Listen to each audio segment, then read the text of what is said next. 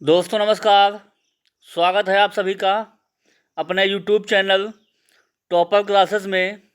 देखेंगे हम हिंदी में जो है व्याकरण को आज शामिल किया हूँ, जो विभिन्न आने वाली परीक्षाओं के लिए अति महत्वपूर्ण है। एक बार ज़रूर देखिएगा। अगर कंटेंट आपको अच्छा लगे तो चैनल को लाइक करिएगा, सब्सक्राइब करिएगा, दोस्तों में शेयर करिएगा।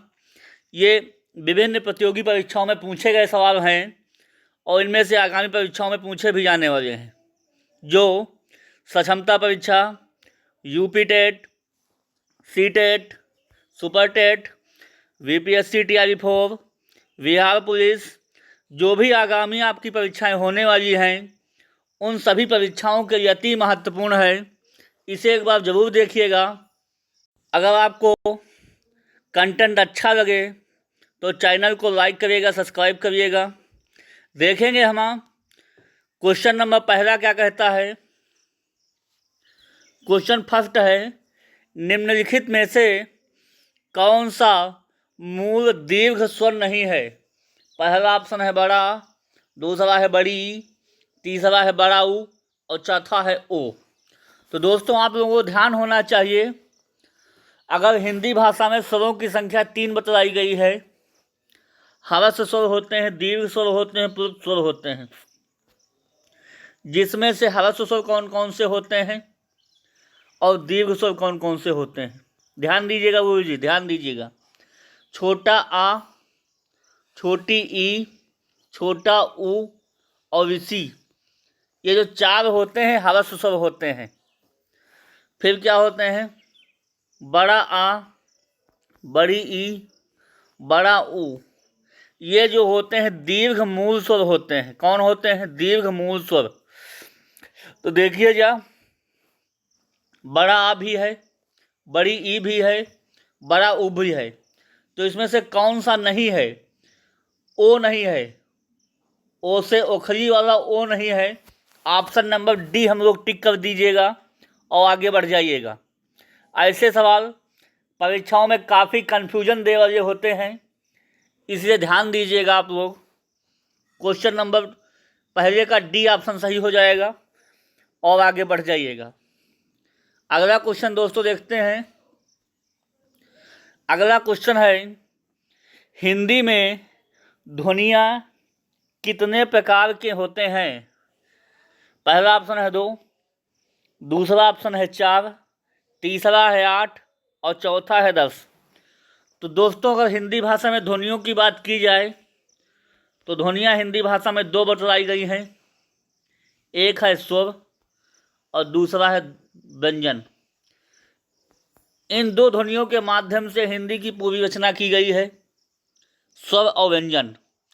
इसलिए ऑप्शन नंबर कौन सही हो जाएगा, 2 सही हो जाएगा। समझ में आ गया होगा आप लोगों को। अगले क्वेश्चन पे दोस्तों चलते हैं। अगला क्वेश्चन है, मात्रा के आधार पर स्वर कितने प्रकार के होते हैं। हमने इस पर डिस्कशन किया हूँ अभी। हिंदी भाषा में स्वर जो हैं 3 बतलाए गए हैं। कौन कौन से स्वर होते हैं, ह्रस्व स्वर होते हैं, दीर्घ स्वर होते हैं और प्लुप्त स्वर होते हैं। समझ में आ गया होगा आप लोगों को। ह्रस्व स्वर, दीर्घ स्वर और प्लुप्त स्वर। इसलिए मात्रा के आधार पर स्वरों की संख्या 3 बतलाई गई है दोस्तों। समझ में आ गया होगा। ह्रस्व स्वर, दीर्घ स्वर और प्लुप्त स्वर, इनकी भी चर्चा हम कर चुके हैं। प्लुप्त स्वर में जिसे ओम लिखते हैं, तो ओम में जो है ऐसे कुछ टाइप आते हैं, काफ़ी जोर देना पड़ता है ओम में। ये प्लुप्त स्वर का उदाहरण है। और ह्रस्व स्वर और दीर्घ स्वर की मैंने बात की है, अभी और आगे मैं बात करूँगा। देखते हैं चौथा क्वेश्चन। चौथा क्वेश्चन है, एक से अधिक वर्णों के मेल को क्या कहते हैं। पहला ऑप्शन है अक्षर, दूसरा है स्वर, तीसरा है व्यंजन, चौथा है अनुस्वार। तो दोस्तों, अगर कहा जाए एक से अधिक वर्ण जब आपस में मिल जाते हैं तो व्यंजन का निर्माण होता है। ऑप्शन नंबर सी सही हो जाएगा। अनुस्वार कौन कौन से हैं? अंग है और आहा है। अनुस्वार 2 होते हैं। स्वरों की संख्या गुरु जी 13 बतलाई गई है। अक्षर, जो स्वर व्यंजनों का सम्मिलित रूप होता है वो अक्षर कहलाते हैं। समझ में आ गया होगा आप लोगों को। आगे क्वेश्चन पे दोस्तों चलते हैं। अगला क्वेश्चन है ई बड़ी चाव छाव जाओ झाओ आदि का उच्चारण किससे होता है? पहला ऑप्शन है कंठ से, दूसरा है मूर्धन्य से, तीसरा है तालव्य से, चौथा है ओष्ठ से। दोस्तों, अगर हिंदी भाषा में उच्चारण स्थान की बात करेगा तो आप लोग एक ट्रिक याद रखिएगा, कभी आप लाइफ में कभी नहीं भूलेंगे। केटीएम डीओ, केटीएम और डीओ, ठीक है। के का मतलब होता है कंठ, टी का मतलब होता है तालव्य, एम का मतलब होता है मूर्धन्य, डी का मतलब होता है दंत और ओ का मतलब होता है ओष्ठ। केटीएम डीओ ट्रिक याद रखिएगा। कंठ में जो है का वर्ग के सब अक्षर आएंगे,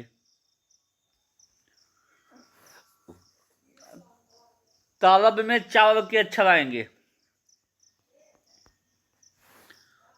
मूर्धन्य में टा वर्ग के अक्षर आएंगे, दंत में ता वर्ग के अक्षर आएंगे और ओष्ठ में पा वर्ग के अक्षर आएंगे। ठीक है, समझ में आ गया होगा। तो देखिएगा, इसमें जो है इस सीरीज में आप व्यंजन को पकड़िएगा। चाव छाव जाओ झाओ, ये किस में जाएंगे? ये तालव्य वर्ग में, चा वर्ग में जाएंगे। मतलब इनका उच्चारण स्थान क्या बतलाएगा? तालव्य बतलाया जाएगा। क्या बतलाया जाएगा? तालव्य। हम मिटा रहे हैं, आप लोग नोट कर लीजिएगा। मतलब चा छा जा, इनका उच्चारण स्थान क्या हो जाएगा? तालव्य से हो जाएगा। ऑप्शन नंबर सी सही हो जाएगा। और आप लोग आगे बढ़ जाइएगा। ठीक है, अगले क्वेश्चन को देखते हैं दोस्तों। अगला क्वेश्चन है, जिनका उच्चारण स्वतंत्रता से होता है, जो व्यंजन के उच्चारण में सहायक होते हैं, उसे क्या कहते हैं? कहने का मतलब है जिनका उच्चारण स्वतंत्रता से हो जाए उन्हें हम क्या कहते हैं? उन्हें कहते हैं स्वर। ठीक है, और इनकी जो सहायता है व्यंजनों में पड़ती है, इसलिए कैसे होते हैं? ये जो है स्वतंत्र स्वर होते हैं। क्या होते हैं? स्वतंत्र। ये व्यंजन को वो है बोलने में सहायक हैं, ये स्वतंत्र स्वर हैं। इनको बोलने के लिए किसी की आवश्यकता नहीं पड़ती है, जबकि व्यंजन को बोलने के लिए स्वरों की आवश्यकता पड़ती है। इसलिए ऑप्शन नंबर बी सही हो जाएगा। आप लोगों का समझ में आ गया होगा। अगले क्वेश्चन पे दोस्तों चलते हैं। अगर आपको अच्छा लग रहा है तो कमेंट करिएगा, अगर नहीं अच्छा लगा है तब भी कमेंट करिएगा। मैं कुछ सुधारने का प्रयास करूँगा, जो भी कमी रह जाएगी। अगले क्वेश्चन को दोस्त देखते हैं। अगला क्वेश्चन है, निम्नलिखित में से कौन सा एक दीर्घ स्वर नहीं है? ध्यान दीजिएगा गुरु जी, दीर्घ की बात कर रहा है, दीर्घ स्वर नहीं है। देखिएगा, इसमें नहीं काट दीजिए। देखिए, ये इस छोटी ई है, ये ह्रस्व स्वर है। अगर बड़ी ई है तो यह है दीर्घ स्वर है। और ए और ऐ है, ये दोनों है संयुक्त स्वर। ये दो स्वरों की सहायता से बनते हैं, ये है संयुक्त स्वर। तो इसलिए मात्र एक ऑप्शन दीर्घ स्वर का कौन दिखाई दे रहा है? Option number B. बड़ी ई जो है ये दीर्घ स्वर नहीं है, ध्यान दीजिएगा गुरुजी। कौन नहीं है? दीर्घ स्वर जो है, दीर्घ स्वर सभी है, इसलिए ऑप्शन नंबर बी सही हो जाएगा। अगले क्वेश्चन पे दोस्तों चलते हैं। अगला क्वेश्चन है दोस्तों, निम्नलिखित में से अंतस्थ व्यंजन कौन सा है? पहला है गा, दूसरा है जा, तीसरा है वा, चौथा है सा। तो दोस्तों जब अंतस्थ व्यंजन की बात करेगा तो याद रखिएगा 4 अंतस्थ व्यंजनों की जो है बतलाए गए हिंदी में, या, रा, ला, वा, यारा, लावा, ये अंतस्थ व्यंजन के अंतर्गत रखे गए हैं। अगर 4 आपको अंतस्थ व्यंजन याद हो जाएंगे तो हिंदी का कोई भी एग्ज़ाम हो, कोई भी कंपटीशन हो जहाँ हिंदी पूछी जाती है, आप उसमें 1 नंबर जोड़ लीजिएगा, क्योंकि अंतस्थ व्यंजन और उस व्यंजन से सवाल बनता है। यारा, लावा क्या हो जाएगा? ये हो जाएगा अंतस्थ व्यंजन हो जाएगा, ऑप्शन नंबर सी सही हो जाएगा। ठीक है, समझ में आ गया होगा आप लोगों को। इसलिए अगले क्वेश्चन पे दोस्तों चलते हैं। अगला क्वेश्चन है, हिंदी भाषा में कुल कितनी लिपियां हैं? पहला ऑप्शन है 44, दूसरा है 48, तीसरा है 52 और चौथा है 56। तो दोस्तों आप लोगों को पता होना चाहिए कि हिंदी भाषा में लिपियों की जो संख्या है वो 52 बतलाई गई है। इसलिए ऑप्शन नंबर सी सही हो जाएगा। समझ में आ गया होगा आप लोगों को, 52 बताई गई है। अगर हिंदी भाषा की लिपि पूछी जाए कौन सी है तो याद रखिएगा देवनागरी लिपि है। कौन सी है? देवनागरी लिपि है। ठीक है, अगले क्वेश्चन पे दोस्तों चलते हैं। अगला क्वेश्चन है, हिंदी वर्णमाला में उस व्यंजन कौन से हैं? पहला ऑप्शन है स, स, स, ह, दूसरा है ता, था, दा, धा, तीसरा है टा, ठा, रा, रा और चौथा है इनमें से कोई नहीं। तो दोस्तों उस व्यंजन की अगर बात करेगा तो आप लोगों को 4 याद रखिएगा उस व्यंजन। कोई भी परीक्षा आपको आ जाइए, माफ दीजिएगा खट से, सा, सा, सा, हाँ, ये तालव्य सा है, ये मूर्धन्य सा है, ये दंत सा है। ठीक है, और हा कंठ में जो है सम्मिलित है। ये जो चारों सा और हा, ये जो 4 अक्षर हैं ये उस व्यंजन के अंतर्गत आते हैं। इसलिए ऑप्शन नंबर ए सही हो जाएगा। ठीक है, अगर समझ में आ गया होगा तो अगले क्वेश्चन पे बढ़ते हैं दोस्तों। अगला क्वेश्चन है, या, रा, ला, वा को कौन से व्यंजन कहते हैं? पहला ऑप्शन है स्पर्श व्यंजन, दूसरा है अंतस्थ व्यंजन, तीसरा है ऊष्म व्यंजन और चौथा है इनमें से कोई नहीं। अगर देखा जाए हिंदी भाषा में स्पर्श व्यंजनों की संख्या गुरुजी 25 बतलाई गई है, क्योंकि उच्चारण स्थान है 5 और पाँचों में 5-5 अक्षर है। इसलिए स्पर्श व्यंजनों की संख्या कितनी बतलाई गई है? 25। उस व्यंजन की हमने बात कर चुका हूँ, जितने भी सा हैं और हा हैं वो मिलकर उस व्यंजन का निर्माण करते हैं। अगर अंतस्थ व्यंजन की बात करेगा तो या, रा, ला, वा ये जो भी हैं ये अंतस्थ व्यंजन के अंतर्गत आते हैं। इसलिए ऑप्शन नंबर बी सही हो जाएगा। ठीक है, अगले क्वेश्चन पे दोस्तों चलते हैं। अगला क्वेश्चन है, निम्नलिखित में से कौन ऊष्म व्यंजन है? पहला है हा, दूसरा है रा, तीसरा है माँ और चौथा है जाओ। तो दोस्तों हमने बताया है उस व्यंजन कौन कौन से होते हैं, 4: तालव्य, मूर्धन्य, दंत और एक हा। जो भी आपको ऑप्शन इसमें से मिल जाए उसको टिक कर दीजिएगा। हा ऑप्शन में दिया है, इसलिए ऑप्शन नंबर ए सही हो जाएगा। ठीक है, अगले क्वेश्चन पे दोस्तों चलते हैं। अगला क्वेश्चन क्या बोलता है? अगला क्वेश्चन है, जब एक ही ध्वनि का द्वित जो हो जाए तो क्या कहलाता है?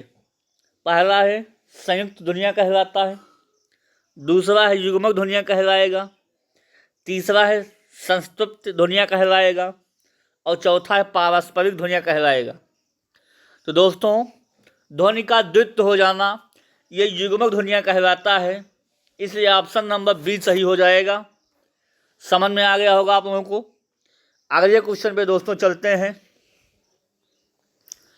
अगला क्वेश्चन है, अनुस्वार किसका कार्य करता है?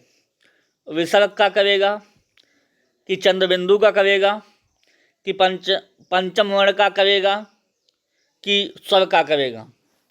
विसर्ग जो ये होता है, चंद्रबिंदु ये होता है, पंचमाक्षर जितने भी वर्ग हैं उनका अंतिम अक्षर, जैसे अंगा, इया, अणा और तथा ना, माँ। जो 5 अक्षर हैं पंचमवर्ण को वर्ण कहलाते हैं और स्वरों की संख्या हम आप लोग जानते हैं, इसलिए अनुस्वार का जो कार्य है वो पंचम वर्ण करते हैं, इसलिए ऑप्शन नंबर 3 सही हो जाएगा, पंचम वर्ण। ठीक है, समझ में आ गया है आप लोगों को। अनुस्वार जो है पंचम वर्ण का कार्य करते हैं। ठीक है, अगले क्वेश्चन पे दोस्तों चलते हैं। अगला क्वेश्चन है, ए और ऐ वर्ण क्या कहलाते हैं? पहला है नासिक, दूसरा है मूर्धन्य, तीसरा है ओष्ठ और चौथा है कंठ तालव्य। तो दोस्तों ध्यान दीजिएगा आप लोग, जो ए और ऐ होते हैं वो कंठ तालव्य के अंतर्गत रखे गए हैं, ए और ऐ, इसलिए ऑप्शन नंबर डी को अब टिक कर दीजिएगा और आगे बढ़ जाइएगा। ठीक है, अब कंठ ओष्ठ की बात करेगा, कंठ तालव्य कंठोष्ठ।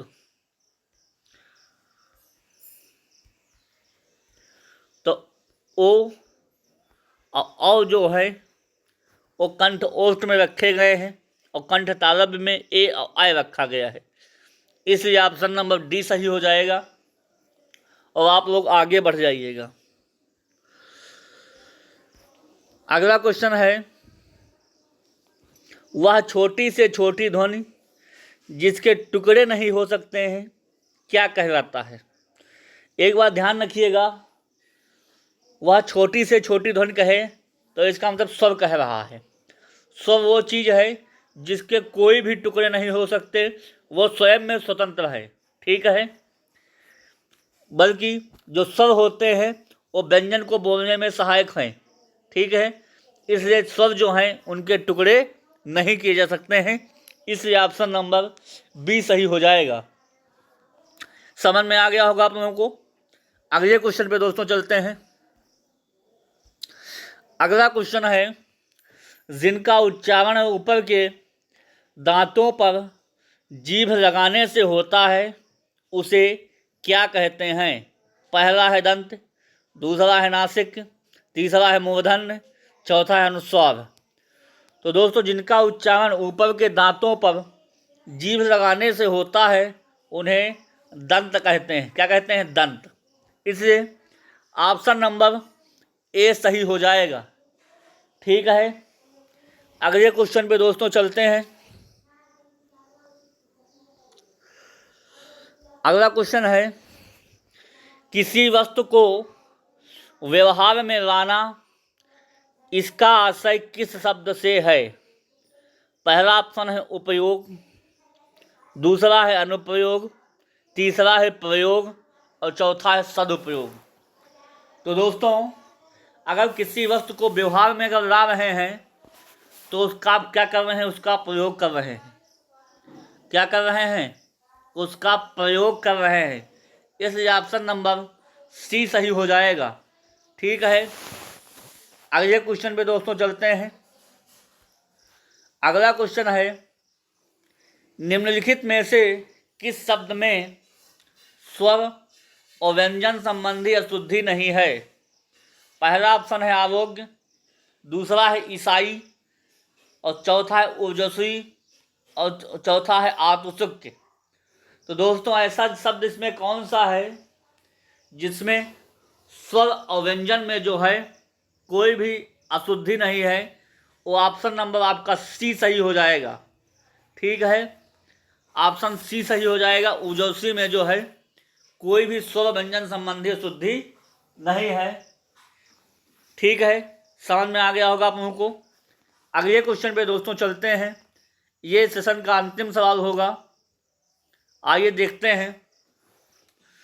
जो संज्ञा सर्वनाम आदि शब्दों से जुड़कर नए शब्दों की रचना करते हैं उन्हें प्रत्यय को क्या कहते हैं।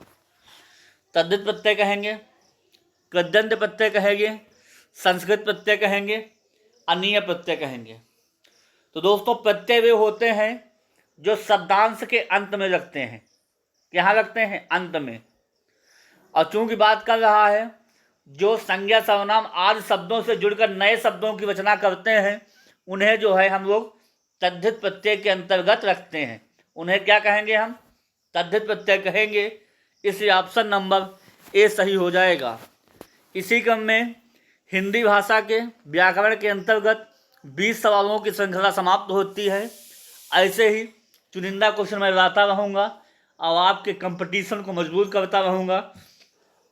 अगर चैनल को लाइक अच्छा लगे तो चैनल को लाइक करिएगा, सब्सक्राइब करिएगा, दोस्तों में शेयर करिएगा और अपने कंपटीशन को और मजबूत करिएगा।